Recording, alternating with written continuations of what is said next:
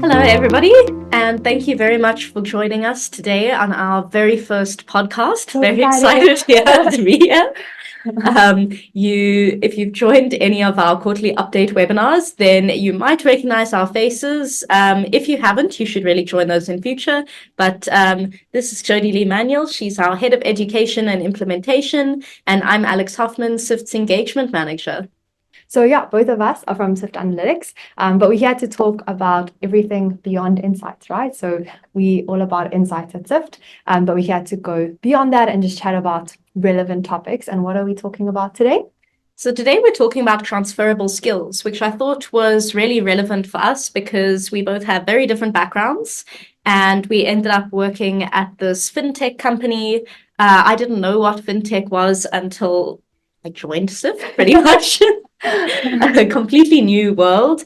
And in the world of work today, you really need to be able to have transferable skills because jobs are always changing. And not only that, people are not only changing jobs, they're even changing careers. And you need to know which skills are useful across different jobs in different industries and how you can build up those transferable skills. It's very true. I think when I was in audit, which we'll get to, the partners would always tell us about, how it was back in their day. And the kind of key theme is that things have changed. I think it's changing a lot faster. So definitely a relevant topic. And I suppose one of the biggest, most important skills is being able to be adaptable to change, willing to learn new things. I mean, there's certain skills, software is changing every day. If you start a new job, you're probably going to need to learn new software. So it's not that you have to have all these specific skills and you're never going to be able to learn them. You need to have the skill to learn new skills and to be open to that. Yeah, makes sense. So I have a couple of stats I thought I would look at just to back up why this is such an important topic. So this one Forbes article said, although job-specific technical skills are important, securing a job is about more than checking off boxes. It's also about demonstrating the soft skills that make you a viable candidate across jobs and across industries. And according to the Pew Research Center, jobs requiring strong soft skills, things like communication, leadership, interpersonal management skills have grown 83% over the last 30 years. Sure, that is very, very big. Definitely important. Yeah. So I thought we would start with a little bit of story time here to give you a reason of why we think we are suitable people to talk about transferable skills and moving across different jobs. So maybe you can tell me a bit about yourself and your work history. Cool. So, as you mentioned, my name is Jodilee. Always feel like I have to say that when I introduce myself. And so I'm a chartered accountant. So that's in South Africa, that's like the CA designation, similar to CPA in the US. And I started studying at a place called the University of the Witwatersrand. And then I actually did a year in academia where I did tutoring and lecturing a little bit. And then I went to do articles at an auditing firm and stayed on there as well. But I did take a bit of a gap year and go traveling. So it's kind of how I ended up in audit. I was an audit manager then for 4 years, after which time I joined Syft Analytics. So I spent a lot of time in audit, had a little bit of a gap traveling the world, and then ended up at a fintech company, Syft Analytics. And also a thing I think we should say is we are very proud of. Jodilee was one of the top 35 under 35 for SAICA, which is the South African Institute for Chartered Accountants. And she won the Game Changer Award for the amazing work that she's been doing at Syft Analytics. But maybe to back up a little bit, what skills do you think that you learned as an auditor that have proved not only very useful there, but here at Syft and also in your year traveling? It's something that I think I started thinking about a lot when I was traveling for the year. So after articles, as I mentioned, I took a year off. And now at the end of it, I was trying to apply for jobs. And I'm like, how do I explain this year that I took just like traveling the world, climbing mountains and chilling on the beach, And it was something that I gave a lot of thought to it. My friend that I was traveling with actually did a job interview while we were away. And so she was trying to think of ways that we could, explain why we'd taken this year. And I think it really got me to think, well, in our gap year, we got really good at budgeting, which is if you're going to become a financial manager, it's something you have to do for a business. Our budget was $25 a day and we had to make the money last. But we also got good at things like communicating. So we were spend a lot of time in different parts of the world where English was not the first language. And I realized that that is actually a huge skill, because if you're working in a global business, you need to be able to communicate with people, yes, whose English is not always their first language, so you need to make sure that you can understand, you listen carefully to really understand what they're saying. So things like that, which maybe at first seem like, oh, you just went on holiday, could really become useful. And so if we go back to my auditing days, I think auditing, when you do your articles, you work in audit, you're having to deal with clients all the time. Often they don't particularly like you because you're the auditor. So you have to learn how to really get the best out of people, how to communicate, get them to understand, and get you what you need. Also a lot of conflict resolution. And personally, that's not one of my strengths, like just in my personality. But learning to deal with conflict was something that I really appreciated, having that opportunity in my auditing years. And I think then just determination, it's not easy to be an auditor often, and especially articles, it's a really busy time. So determination, perseverance, taking responsibility for your work, those are all things that I learned there, and they're definitely very relevant for my position now in Syft. And I think many, many other positions as well would need all those skills. And I think something else you did when you were working at PwC was you were a manager. So you had to be able to manage people, you had to be able to delegate, you had to deal with people, I'm sure, who were not quite doing the work that they were supposed to do. Yes. They misunderstood what they were supposed to do. How do you think that has helped you in your new position? Well, I now finally have a team at Syft as well, so I also get to manage people. But I think it links back to that getting the best out of people. I think when you're a manager, it's not actually just about telling people what to do, and you very quickly learn that in audit. You also, well, at least what I've learned is not managing everyone is not the same. You can have a way you want to manage people, but you also have to see how they work best and what would be best for them. So I think that is useful, and I think it links to beyond if you're a manager. In life we all kind of lead at something, or we all want to lead at something or get opportunities, maybe to lead a project, to take ownership of something, and to collaborate, and those management skills are crucial. That's actually why I ended up going back to auditing after my year away, because I realized it was the best place for me to learn those management skills. So less about learning how to audit, because I already learned that, and more about those softer skills. That's why I went back. And learning how to motivate people differently, what drives different people. Yes, definitely. Coffee and snacks are great. But more than that, I think just, rewarding. But 100%, it's a good idea. It's useful to learn those skills, how to get the best out of people. And when you're thinking about new people joining Syft, we've expanded a lot, both since I joined and since Jodilee joined. We're always hiring new people.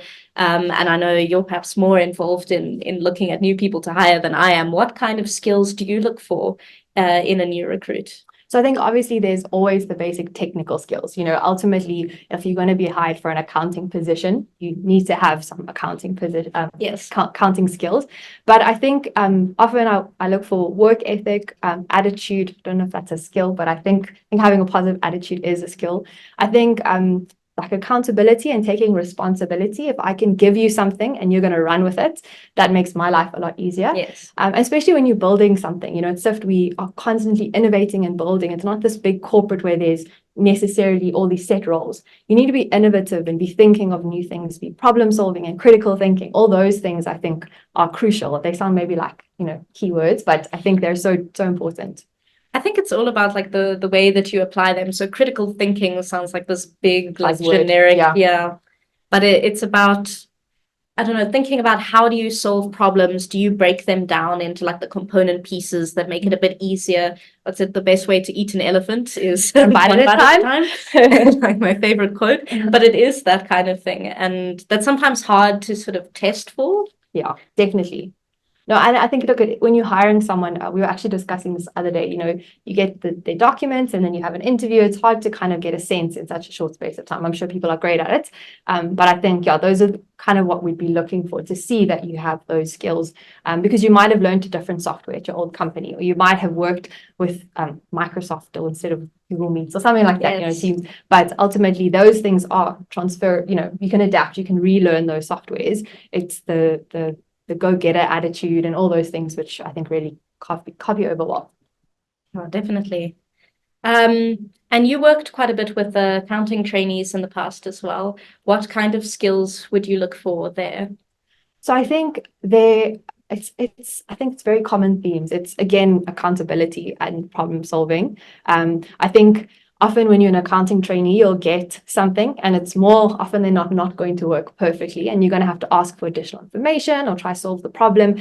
And because you're constantly learning, as we do in most jobs, you probably don't know what to do. And I think that inquiring mind, having that attitude of let me go and try, see what resources are out there, which is all problem solving skills. And being proactive as well. Exactly. It's not waiting for someone to tell you what to do. It's trying to figure it out, asking questions. Exactly. And those are things that, I did back in audit that I would look for in an audit trainee, and now at Syft in a tech company as well. It's, if there's a problem, how do we solve it? Whether it's a client coming in with a query, maybe something is looking strange on the software or the way their numbers are looking, how do we fix this? And it's taking responsibility, taking whether it's an issue coming from a client in audit or from a client in tech, yes, taking it and making sure you see it through to the end, not just being like, done. And then also I think deadlines, yes, and time management. And those are things that are tough because you often don't learn them at university. You should, but I don't know if we always do. So, sticking to deadlines, tracking your time, making sure you're being efficient. Those are all things that are applicable in both cases as well. And that I think your bosses and your clients would really appreciate. Definitely. What skills do you think people should be trying to develop to remain relevant, especially as technology is changing all the time, jobs are changing all the time? So I think digital skills are really important. I think that's been a challenge for me since I left articles. When I was in auditing, we learned kind of a set of tools, and I thought that was the be all and the end all. And now that I've left, I've learned that there's so much out there, and I think it's more about learning how they work. So like we do collaborations with universities, and I know students aren't going to necessarily use our software one day, but learning how software works can, help you to understand. That's the transferable skill. Yes. So I think just being open and listening to what's out there. I listen to a lot of podcasts as well, so that I can kind of see what's out there. I think that's useful. But I also think the soft skills we've mentioned, I think as the world changes, more often people are going to be looking for people they can rely on, yes, that are accountable, that, all of those types of things. And it's that same kind of thing. Yes, robots seem to be taking over in a lot of areas. There's AI, there's automation. But there are certain things that they just cannot replace, at least not anytime soon. Those certain fundamental human qualities. Agreed, yeah. And look, I think we had a talk on AI. I'm sure we'll get to that as well. And they replace helping us be more efficient so we can spend more time on the high value things. And that's, yes, where your skills will come in that we're talking about. And do you have a key takeaway for our listeners? So I think my dad told me something, and I think it's very wise. You don't have to know kind of what your end job is going to be, because as we say, the world is changing, companies change. It's more kind of think of where you are and make sure that you're growing and developing in the right direction. So if you're in a job and you are growing these skills, then that's a good place to be in. And I think just maybe take a few moments to think, am I developing these types of skills that can go with me beyond my current position, or at least grow me in my position? Yes. That's for me. Cool. Now it's my turn. Yes, ask me a bit about my background. So Alex, I think, has a far more interesting background than me for someone who works at an accounting software company. So Alex, can you tell us a bit about your background? Sure. So I do have a bit of an unorthodox background. I initially studied film and television, also at the University of the Witwatersrand. And I thought I was going to be a filmmaker. Hasn't happened so far, but I have been on video now. So I was going to say I've been very involved in content creation, just of a very different kind. Transferable skill number one. I then realized that I loved English literature. I did a master's in English literature, and then because I'm mad, I did one in creative writing as well. No accounting in there at all. No accounting, no maths, completely different, no tech-related subjects, no IT. And then I applied for a job at Syft Analytics. I decided filmmaking, not really for me. Academia, which was my next idea of a job, not really for me. Let me try something completely different. This was during COVID, and I was really tired of sitting at home, being alone, feeling like I wasn't really contributing to anything beyond myself.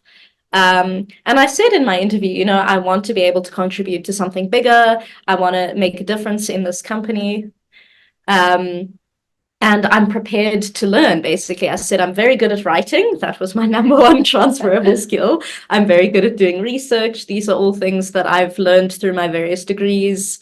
Obviously, thinking creatively, a big part of what I'm trained in and what I'm good at. So I saw that Syft had a blog, and I thought, I can make this blog better. I can write articles, I can do a lot of research, I can find interesting topics. This then feeds into other things like this podcast, webinars that we've done. I've been involved in Syft Campus, which is our online learning platform. And that is my Your story. my story. So I always, whenever we go to events or when we go to lectures and the accounting students come and ask Alex questions about accounting, firstly, she answers them very well. But I think it's always just so interesting because as an accountant, we deal with words as well, but they're all accounting words. Yes, it's very jargon heavy. Exactly. And I think, yeah, I feel like it's so cool that two people from such different backgrounds can be working. I think that, as you said, that's a testament to transferable skills. Definitely. And I think one of the most important things that I've learned is that you need to have a growth mindset, that you need to think, so a fixed mindset is when you think, I'm very good at writing. This is the thing I'm good at. I've always gotten good marks or whatever it is. And I'm terrible at maths, so I'm not even going to try. So I obviously didn't have a background in accounting, but I was like, you know what?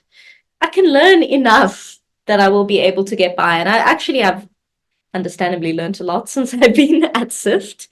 And I don't know, if you're just open to the possibilities, if you're open to learning and trying and finding out new things, you can learn a lot more than you would think. Cool. So what do you think the tough skills are, the transferable skills for an English twice mastered person to work at an accounting software company? I don't want to repeat everything that you said. Obviously, communication is a big part of everything. I mean, that goes along with if you studied English or any kind of Bachelor of Art degree, hopefully you know how to write. In fact, I think for most jobs, writing is a very valuable skill, being able to write emails. And if you have to do, I do a lot of marketing work, so social media. Being able to write is very useful, being able to talk to people, build relationships.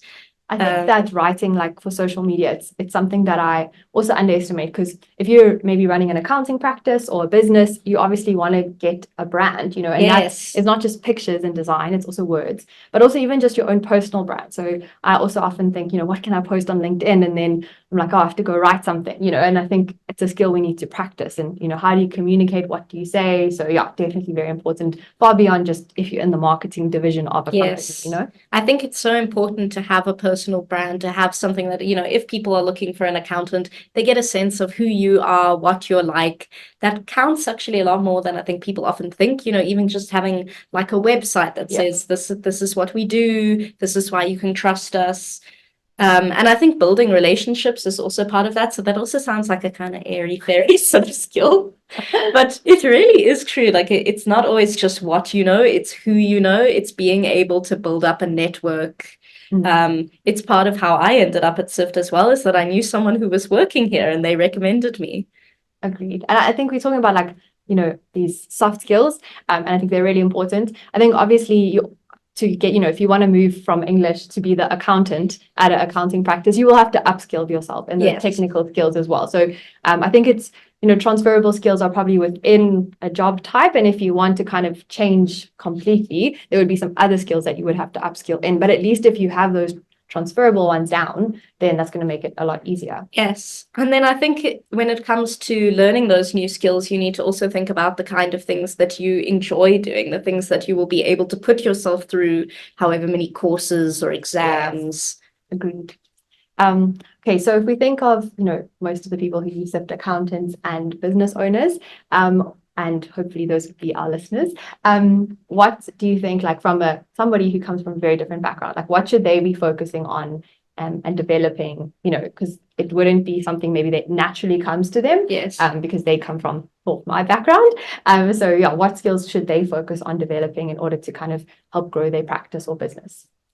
I think being able to talk to your clients in language that they understand is very important. So if I think of myself coming in as a client, I may not know all of the different accounting jargon. Maybe I've never looked at a profit and loss statement before, and I really need a bit of hand holding and like, please explain to me what these numbers actually mean. And can you not overwhelm me with like a ton of information here? If numbers aren't my thing, is there some other way that you can make this clear for me? Cool. So communication is key. And I think just on that, as you mentioned, they don't always understand like the jargon, but also don't always understand like the statement. So like profit and loss and balance sheet, So maybe trying to find more creative ways of sharing it with them in beautiful ways that are more appealing to others. And as I always say, if you can explain it to a 6-year-old, then you really understand it. And you don't want to think of your clients as 6-year-olds. No.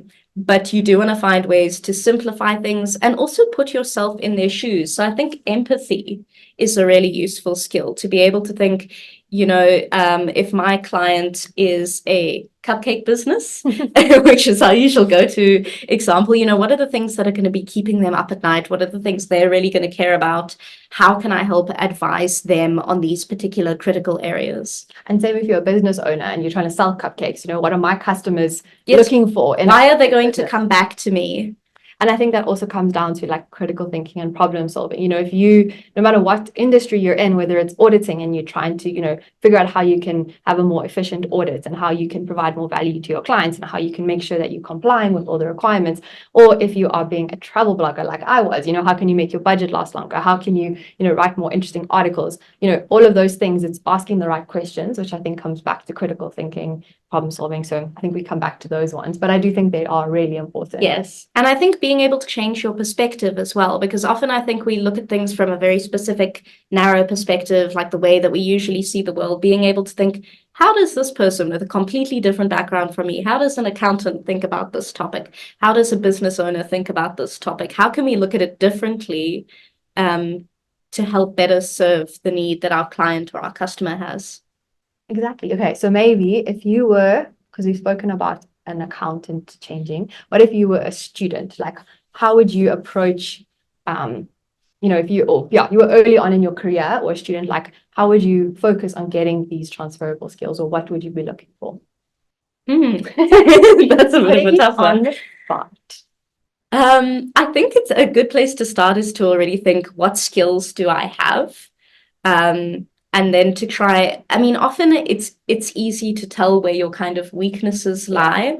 So if you can try and work on those weaknesses, I think that's always a good starting point. I think that's a good point. It's often we just want to focus on what we need or, what we're good at, and that's important. But we also need to identify where our weaknesses are, Yes. So as I said, like I know conflict is not my thing. You do all those personality tests and stuff. No matter which method you're using, it comes up that that's not me. And that's actually one of the reasons why I stayed in audit so long, because that is a key skill that you have to have. So I'm like, let me get as much practice as possible, but then also let me not stay at an industry where, my whole success is based on conflict management. Like I need to develop it, but I also don't need to, plan a career based on something that isn't maybe my strongest point.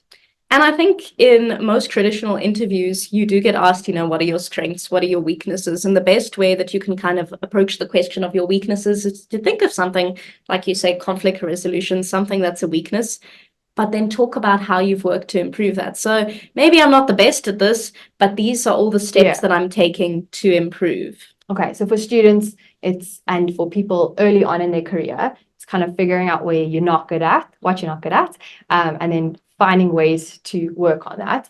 I think also for me, if you are still some form of your studying journey or, or even if you actually passed, I think to look at what you're doing, not just as tasks, but as opportunities for growth, as you said, right? So if I'm busy doing an assignment at varsity or university, what can I learn from this? If I'm busy doing a bank recon at work, because that's part of my job, what can I learn about that? So instead of just seeing them as tasks, thinking of like, what can I learn beyond this task that I can take? And I think you'll grow a lot quicker if you start thinking of things like that. And I think on that, it's also a way of looking at failure a bit differently. So if you fail an exam or a task that you do at work does not go at all to plan, rather than like beating yourself up about it, it's really good to think, what can I learn from this? What can I take away? How can I make sure this doesn't happen again? And I think we're going to be learning from that for today. Yes, I'm sure there's lots of things we're going to be saying after the podcast. We're like, we need to do that better for next time, but you have to try the first time so that you can, learn. Obviously, prepare as much as you can, but yeah, that growth attitude, right? It's about how you can grow, not about how you can be where you need to be right now. And not to be paralyzed by fear. The one thing that I've learned from working at a tech company is you iterate and you reiterate. You don't wait for everything to be perfect. You go for it, you get it to be good enough, and you can always improve. And that's what we'll do with this podcast, as this is our first episode. Definitely. So if this one wasn't perfect, which I'm sure it wasn't, please come back next week because we will definitely be learning and growing. And of course, feedback, we can always listen. Yes, and we will have different guests on every week. We will have different topics. So I really hope you will join us in the upcoming weeks. We have some really exciting guests lined up. Yeah, so I think maybe to sum it up, we live in an ever-changing world, and we've both seen that and experienced that as we work at a fast-paced tech company.